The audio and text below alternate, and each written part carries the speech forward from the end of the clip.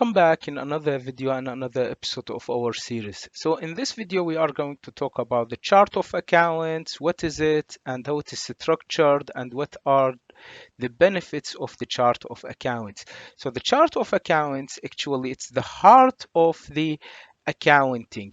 And what is it? It's a structured list of all accounts, i.e. the codes of accounts that used by the business. So it's simply organizing our accounts under categories, subcategories, and operating accounts that we can access anytime to reach some specific information about specific characteristic of our accounts.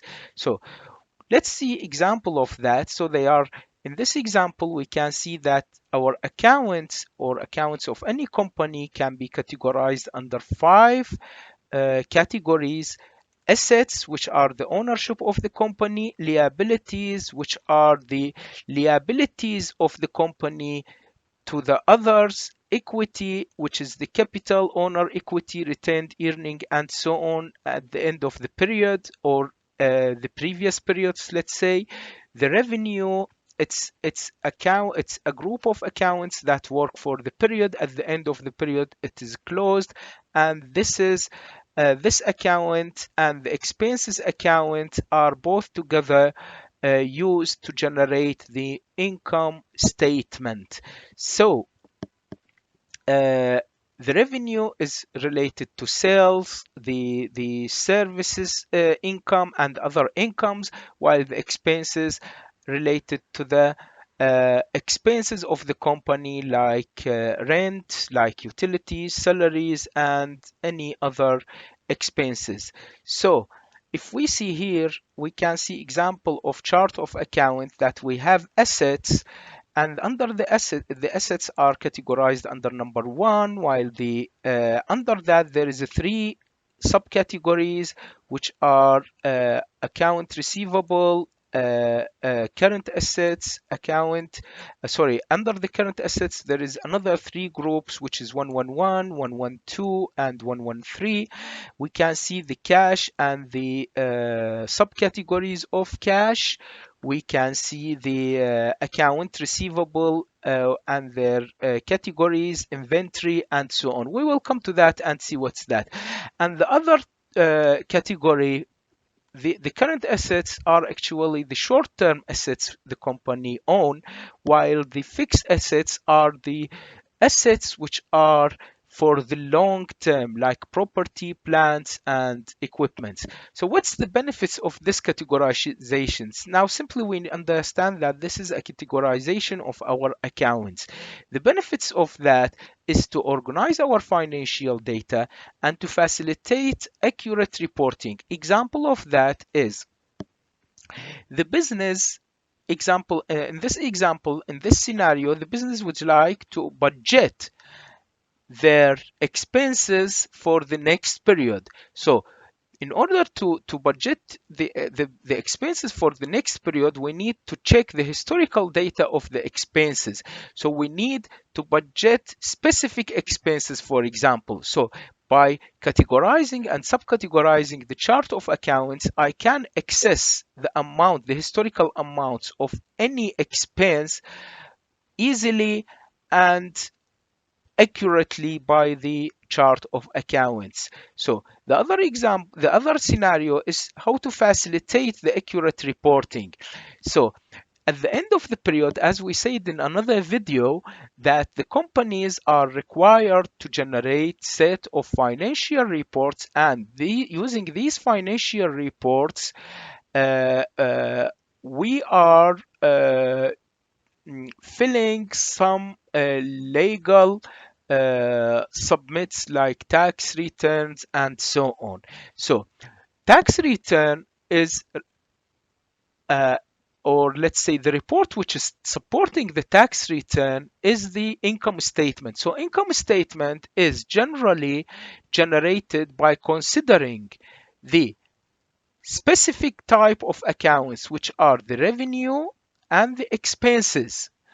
So if we have these accounts and we can access them, directly to generate these reports that will support as making accurate reporting. Another accounts can be used for balance sheet, for cash flow statement, and so on. So categorizing these accounts under categories, subcategories, and operating accounts will give us this ability. So now let's check our sample chart of accounts. So in the sample chart of accounts, as we said, they are mainly 5 categories. So we can see them: assets, liabilities, equity, revenue, and expenses. So starting with the assets are the ownership of the company, including the cash in hand, including the receivables from others, including the receivables from clients, customers, or receivables from other accounts like the shareholders of the company, and so on. The cash in hand, which is subcategory, which has operating accounts here as well, like the petty cash, like check accounts, like saving accounts, and so on. The inventory subcategory could have another subcategories like the raw materials, the finished goods, the commercial products that we purchase and sell, and so on. Here, as you see, it is the current assets, meaning for the period. In what we mean by the current assets, these are the things that we expect to receive them or can be easily converted to money within the period. Why? While the fixed assets are the assets of the company for the long term, like properties, like plants, equipment, and so on. So we can categorize them and subcategorize them uh, to uh, let's say operating accounts. Here we have another subcategory, which is what called the accumulated depreciation. The accumulated depreciation, as we know, if we have, like, for example, if we buy a car, we estimate the age of the car as, for example, 5 years. This is subject to regulations. Some countries accept the car as 5 years, some of them 3 years, possibly, and so on. So we need to depreciate the cost of this uh, car over the years, and we accumulate this amount in the accumulated depreciation. The liabilities also has two subcategories: the current liabilities for the period and for the long-term liabilities for the next periods. The current liabilities, example of that, the amounts that we are going to pay to our suppliers or to our other accounts like the shareholders and so on. And the short-term loans like the bank loans and other types of loans, and long-term loans, which is other, it's for the long term. It's like the bank loans which continue over the current period and continue to the next periods, and so on. The equity actually, it's a set of accounts that work at the end of the period after we calculate and finalize the profit of the period, and we pass that to the next period to record it as retained earning for the previous periods. So example of that, if we have like 2023's uh, net profit uh, as like £1,000, and uh, now we are in 2024, this amount of net profit need to be recorded for the previous years under the equity. We will see examples of that and so on. So the revenue, what's the revenue? The revenue, actually the kinds of revenue, like revenue from sales of products or services sales, or maybe other revenue from the interest of saving accounts and so on, from rent and so on. So these are operational revenue, and these are other revenues.